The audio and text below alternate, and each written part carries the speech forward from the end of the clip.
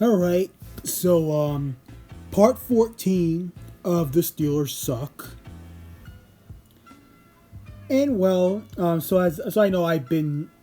Let's see. I know it's been like what 2 weeks since the last video I made on this series. I know I said I only have 2 videos left, including this one.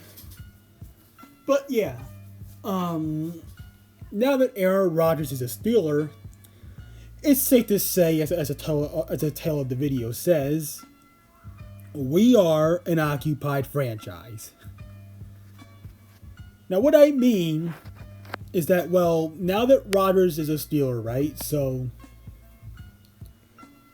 for one, I mean, this guy is going to want all the control. He's going to want to control as much as he possibly can. And granted, I think he said that this would be most likely his last year before he retires. Hence why he's only signed a 1-year deal.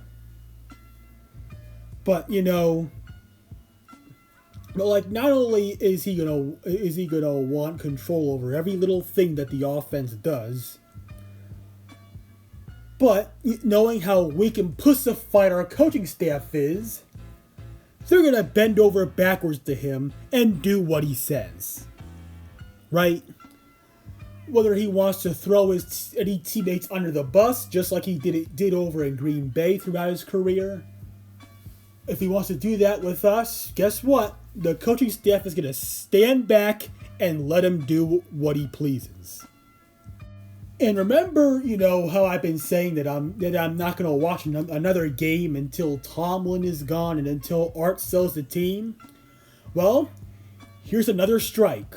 Until Rodgers is gone, which he'll most likely... I mean, he's going to... we're not going to keep him after this season anyway, right? But this is a third strike on this boycott of mine that I got going.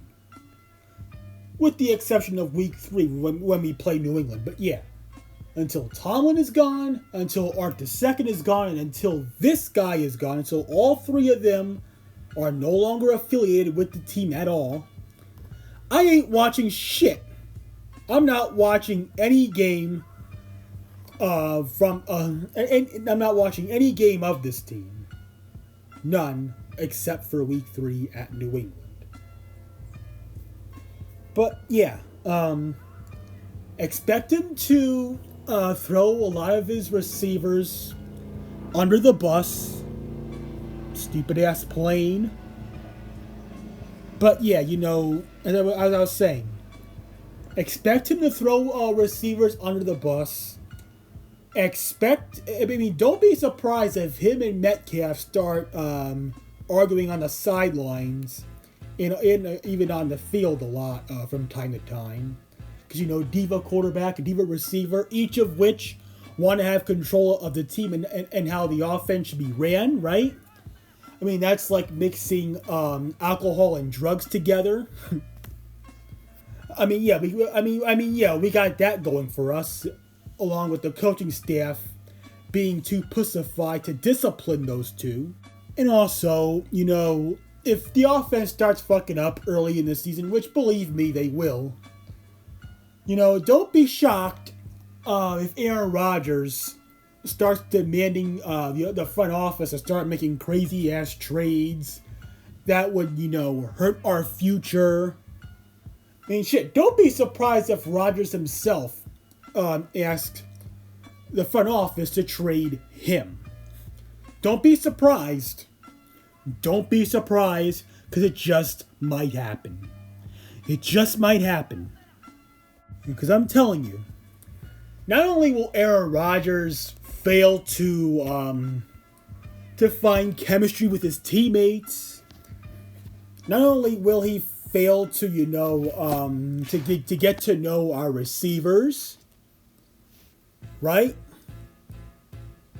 Not only will he be on the same page with our so-called coaching staff, he's one injury away, though I'm not wishing injury upon him, but he's one injury away from retiring. He is. And he should have retired after the way his season ended with the Jets. He really should have. I mean, what is this guy, 41 years old, and not too long ago, the guy had a season-ending injury on the first game of the season,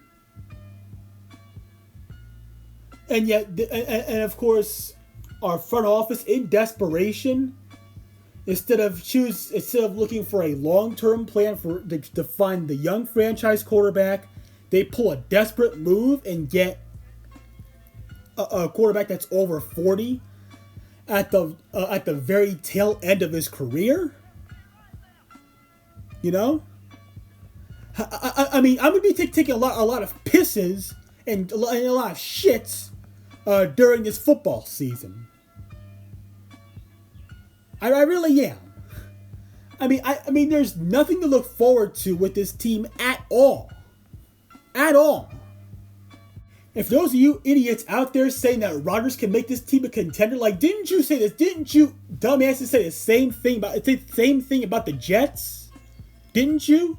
And I told people that Aaron Rodgers would not save that sorry ass franchise. He wouldn't. I tried to tell him, and I was right. And mark my words, he will not change anything that is wrong with this team at all. Nothing will change. Expect the same old shit. And as I say all the time, I would not be surprised if we only win 3 or 4 games via crash and burn. Not tank, but via crash and burn. Like, not only did we let Aaron Rodgers hold this team hostage for months and dragging this shit out with his so-called bullshit ass, what do you call? His darkness retreat? Like, fuck out of here with that. Right? Darkness retreat. And, of course, our owner puts up with it, shows no resistance, no balls whatsoever. And this guy, after telling the franchise to wait for him, and the franchise, like good boys, listened to him, and guess what? He signed with us, and now he has control over the offense, more so than the coaching staff. He gets to throw whoever under the bus that he wants to, as we are now an occupied franchise. So not only do we have Tomlin and Art holding us hostage, now we got a third guy, at least for this season, to hold us hostage. And it's the corpse of Aaron Rodgers. Yeah. You know, I can't. I really can't. This team has truly become a joke.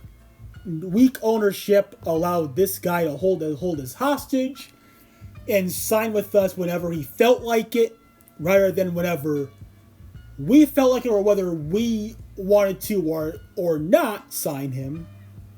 But yeah, whether Rodgers signed or not, the ownership and the front office and Mike Tomlin, they allowed Rodgers to dictate that.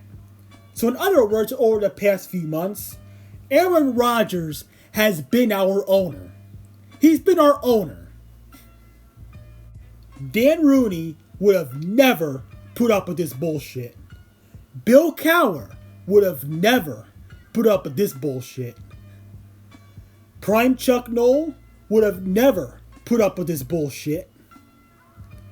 And now Art Rooney Sr., I mean, if you're talking like the moment he found Chuck Noll, he definitely would not have put up with this bullshit. He really wouldn't have. He really wouldn't have. But now with that said, I think I've said enough about this. You know, fuck Aaron Rodgers. And I'm out.